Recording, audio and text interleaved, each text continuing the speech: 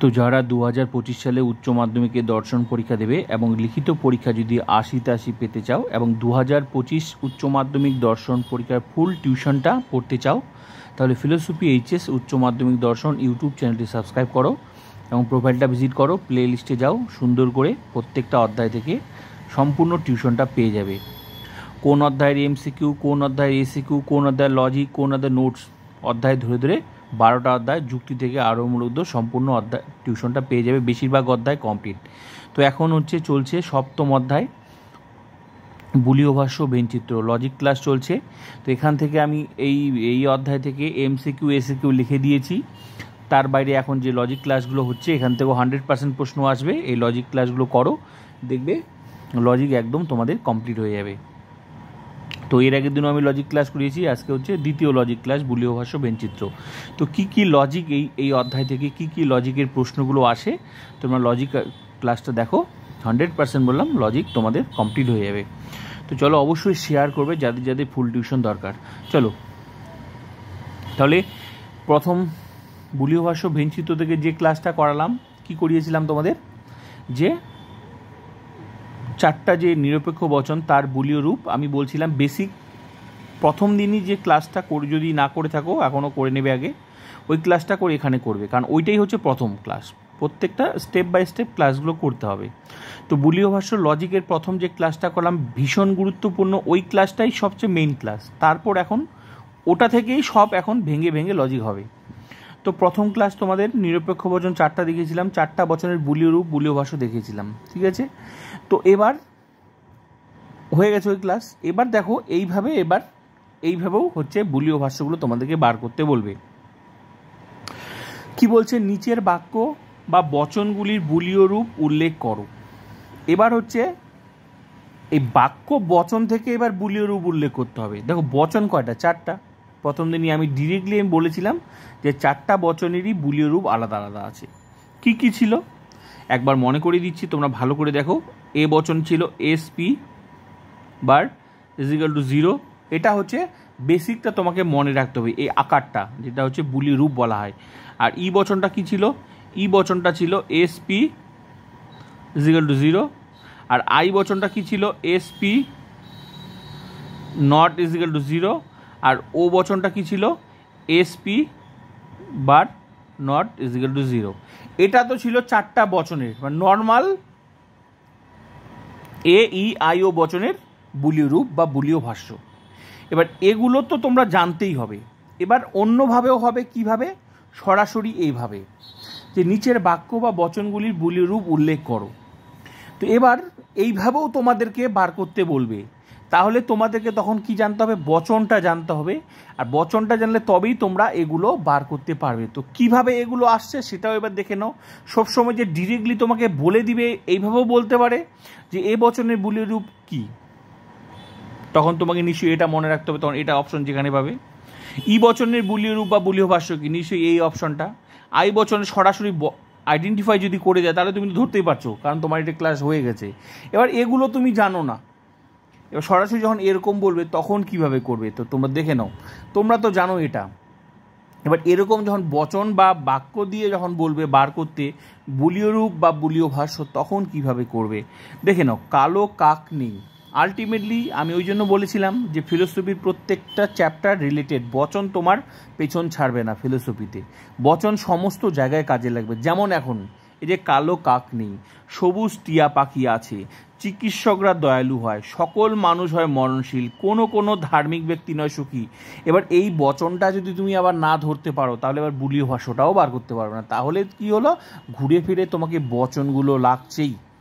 এই জন্য একটা কথা বলছি, স্টেপ বাই স্টেপ ক্লাস করবে লজিক ক্লাসগুলো। যেগুলো নোট লিখে দিয়েছে সেগুলো তো মুখস্থ করছো, অসুবিধা নেই অধ্যায় ধরে ধরে, ঠিক আছে। কিন্তু লজিকগুলো যদি প্রকৃতপক্ষে শিখতে হয় তাহলে আমি যেভাবে ক্লাসগুলো করিয়েছি স্টেপ বাই স্টেপ অধ্যায় ধরে ধরে স্টেপ বাই স্টেপ আসবে। আর বচনে যদি কোনো সমস্যা হয় বারবার করে প্লে লিস্টে গিয়ে বচন অধ্যায় গিয়ে যত নিয়ম লিখে দিয়েছি খাতার মধ্যে লেখো, প্র্যাকটিস করিয়েছি ওগুলো করো, একবারই বচন ক্লিয়ার হয়ে যাবে। ক্লিয়ার, বুঝতে পারলাম। এবার কালো কাক নেই, তাহলে এবার সবার প্রথমে তোমাকে কি করতে হবে, বচনটা জানতে হবে। তাহলে কালো কাক নেই, এটা কোন বচন? আমি বচনে শিখিয়েছিলাম তোমাদের, কালো কাক নেই, নেই থাকলে কি বচন হয়, ই বচন। তাহলে এটার আমরা বুলি রূপটা বার করে নিব। তার মানে প্রথমকার প্রশ্নের উত্তরটা কি, প্রথমকার প্রশ্নের উত্তরটা তোমরা ভালো করে দেখে নাও। প্রথমকার প্রশ্নের উত্তরটা কি হবে, প্রথমকার প্রশ্নে মনে করো কালো কাক নেই, তার মানে বচন করতে হবে। বচনটা কি হবে, কোনো কোনো আলটিমেটলি কিভাবে বুলি রূপটা বার হচ্ছে তোমরা দেখে নাও। সবার প্রথমে তো বচনটা বার করে নিতে হবে। কোনো কাক, কোনো কাক নয়, কোনো কাক নয় কালো, এটা কোন বচন হলো, ই বচন হলো, কোনো কাক নয় কালো। তাহলে তুমি সবার প্রথমে বচন বার করে নিলে, এবার কি করে বুলি রূপটা আসবে, কিভাবে আসবে, ই বচনটা কিভাবে আসবে তোমরা দেখে নাও। এই যে কাকটা কি উদ্দেশ্যপদ, এটাকে হচ্ছে এস ধরা হচ্ছে, মানে প্রতীকী গ্রহণ। আর এই যে কালোটা কি বিধেয়পদ, এটাকে কি ধরা হচ্ছে, পি ধরা হচ্ছে, মানে সাবজেক্ট অ্যান্ড প্রেডিকেট। এই প্রতীকী গ্রহণ মানে প্রতীক হিসেবে, চিহ্ন হিসেবে নেওয়া হলো। তো আলটিমেটলি এর বুলীয় ভাষ্যটা কি দাঁড়াচ্ছে, তখন সরাসরি দাঁড়াচ্ছে, যেহেতু ই বচন, ই বচনটা দাঁড়াচ্ছে হচ্ছে S P is equal to 0। এইটাই হলো তোমাদের ই বচনের বুলীয় ভাষ্য। এই জন্যই হচ্ছে যে সব সময় যে তোমাকে আইডেন্টিফাই করে দিবে তা না, এরকমও বলে দিবে, এইভাবেও বলে দিবে, এইভাবেও প্রশ্ন বলে দিবে কালো কাক নেই, এটার বুলীয় রূপ কি হবে। তাহলে তখন তোমাদের এখানে এই অপশনটা যেখানে দেখবে, তখন তোমাকে বচন করতে হবে, বচন করে তোমাকে তখন বার করে দিতে হবে। আলটিমেটলি দেখো বার হয়ে গেল, এই যে ই বচনে কি দাঁড়ালো, এসপি ইজ ইকুয়াল টু 0। তাহলে কি দাঁড়ালো, এসপি কেন হলো বুঝো তো, এস হচ্ছে উদ্দেশ্যপদ, পি মানে হচ্ছে বিধেয়পদ, সাবজেক্ট অ্যান্ড প্রেডিকেট। এটার আলটিমেটলি বুলীয় ভাষ্যটা হয়ে যাচ্ছে SP is equal to 0। Clear হলো? তাহলে এরকমও ভাবে আসতে পারে। এবার নেক্সট প্রশ্ন কি, তাহলে ক্লিয়ার হয়ে গেল ই বচনে প্রথমকার প্রশ্নের উত্তর ক্লিয়ার হয়ে গেল। বুলীয় রূপ কোনটা হলো, এস ইকুয়াল টু 0। আলটিমেটলি এই যে এটা হয়ে গেল। এবার নেক্সট সবুজ টিয়া পাখি আছে, সবুজ টিয়া পাখি আছে সবার, তাহলে বচন করতে হবে। এটা কোন বচন ধরতে হবে, তো বচনটা সবুজ টিয়া পাখি আছে, আছে বললে কি হয়, আই বচন হয়। তাহলে আছে মানে 2 নম্বর প্রশ্নের উত্তরটা ভালো করে দেখানো। 2 নম্বর প্রশ্নের উত্তরটা কি হবে, তাহলে 2 নম্বর প্রশ্নের উত্তরটা সবুজ টিয়া পাখি আছে, তাহলে এটা কোন বচন হবে, কোনো কোনো টিয়া হয় সবুজ।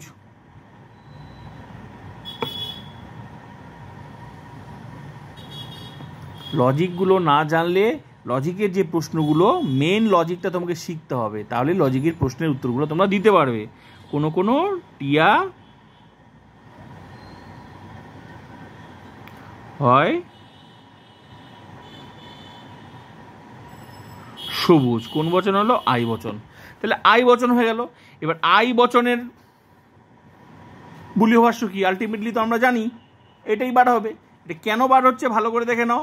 এই যে টিয়াটাকে ধরছে এস, প্রতীকী গ্রহণ, আর সবুজটাকে ধরছে পি, তাহলে দাঁড়াবে কি, বুলীয় ভাষ্যটা দাঁড়াচ্ছে S P not is equal to 0। এটা হচ্ছে আই বচনের বুলীয় ভাষ্য। এই জন্য তোমাদেরকে এটাই হচ্ছে মেন মনে রাখতে হবে। আলটিমেটলি এটাই বার হলো। তাহলে সবসময় যে সরাসরি তোমার আই বচন বলে দিবে তা না, এইভাবেও বলতে পারে, প্রশ্ন দিয়েও বলতে পারে। তাহলে এটাই আলটিমেটলি বার করতে হবে। তাহলে বচন ধরতে হবে, আর এটা বচন করলে তখন এখানেই বুঝে যাচ্ছ কোন বচন হবে সেটার। আলটিমেটলি 4টা বচনের মধ্যেই তো বার হবে। তো ক্লিয়ার হয়ে গেল, SP not is equal to 0। এবার প্রশ্ন দেখো, যত ধরনের প্রশ্ন হবে লজিক, আমি সব ধরনের লজিক ক্লাস করাবো, সব ধরনেরই, চিন্তার কোনো কারণ নেই। ঠিক আছে, তোমরা খালি ক্লাস করতে থাকো, আর অবশ্যই শেয়ার করো যাদের যাদের ফুল টিউশন দরকার।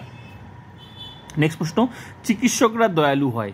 চিকিৎসকরা দয়ালু হয়, এটা কোন বচন, এটাও কিন্তু আই বচন হবে। চিকিৎসকরা, এটাও কিন্তু 3 নম্বর প্রশ্নের উত্তর, এটাও কিন্তু কোন বচন হবে, আই বচন হবে। ঠিক আছে, চিকিৎসকরা দয়ালু হয়, তার মানে হয় মানে কি, তার মানে কোনো কোনো চিকিৎসক দয়ালু হয়, কিছু কিছু কথাটা মিলে আছে এখানে, ওই যে আই বচনের নিয়মটা লুকিয়ে আছে, সঙ্গে হ্যাবাচক, তাহলে আই বচন হবে। যেগুলো শব্দগুলো লিখে দিয়েছি বচন অধ্যায়ে, তাহলে কোনো কোনো চিকিৎসক হয় দয়ালু।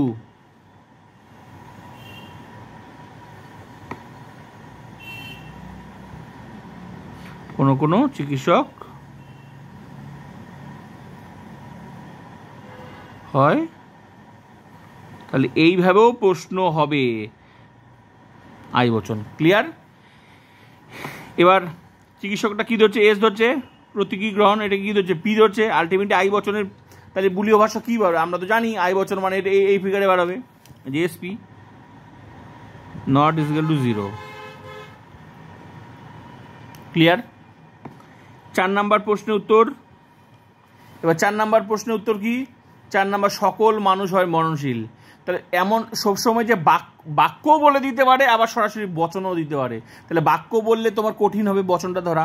এবার বচন বললে তুমি সরাসরি বুঝে যাচ্ছ এটা কোন বচন, তাহলে তোমাকে দুটোই শিখতে লাগবে। এবার বচন, সকল মানুষ হয় মরণশীল, এটা বলে দিয়েছে সকল মানুষ হয় মরণশীল, এটার গঠনটা কার? এ বচনের গঠন। তাহলে এটা কোন বচন? এটা করে দেওয়াই আছে, এ বচন। বচনটা করে দেওয়া আছে, তোমার খাটনিটা কম হয়ে গেল, ধরতে হলো না। তাও তো ধরতে তো হলোই অবশ্যই, কারণ তোমাকে আবার জানতে হবে এই সকল মানুষ, এই গঠনটা আবার কার? এ বচনের গঠন। তাহলে সকল মানুষ হয় মরণশীল, এটা কোন বচন? এ বচন। কারণ এ বচন তো আর বলা নেই, এ বচন তো আর বলা নেই সকল মানুষের মরণশীল, এ বচন তো আর বলা নেই, তোমাকে এ বচনটা বার করে নিতে হবে। আর না জানলে তো তুমি আর এ বচন বার করতে পারবে না, বুঝতেই তো পারবে না যেটা কোন বচনের গঠন।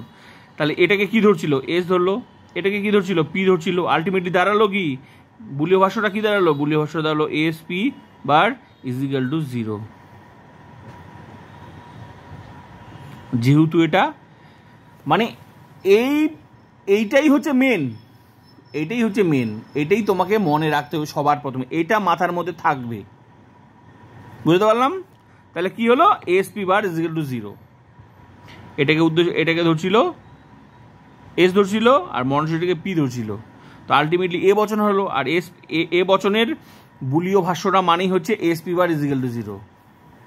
তার মানে প্রথম কার্ডটা।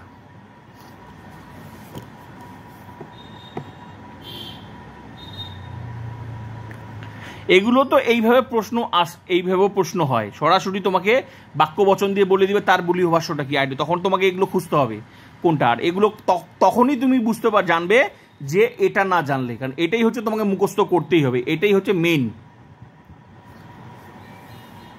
এবার 5 নাম্বার প্রশ্নের উত্তর কি? কোন কোন ধার্মিক ব্যক্তি নয় সুখী। তো আমি তো করে দিলাম 4টা প্রশ্নের উত্তর করে দিলাম। আশা করি এবার এটা তোমরা কোনটা বুলীয় ভাষ্য হবে এটা তোমরা করে দেখাবে। ঠিক আছে? 4টা তো আমি করে দিলাম, আর 4টা বচনের তো এটা ক্লাস করে দিয়েছি, আলটিমেটলি এগুলোর মধ্যেই বার হবে। তো এটার উত্তর কোনটা, 5 নাম্বার প্রশ্নের উত্তর কোনটা তোমরা করে দেখাবে। তো আজকের ক্লাস এইভাবেও হয়, এটাই ছিল। এবার নেক্সট ক্লাস আবার অন্যরকম, আবার কোনভাবে প্রশ্ন হবে পরীক্ষায় সেটাও দেখাবো। ক্লাস চলতে থাকছে, আর অবশ্যই শেয়ার করবে যাদের যাদের ফুল টিউশন দরকার।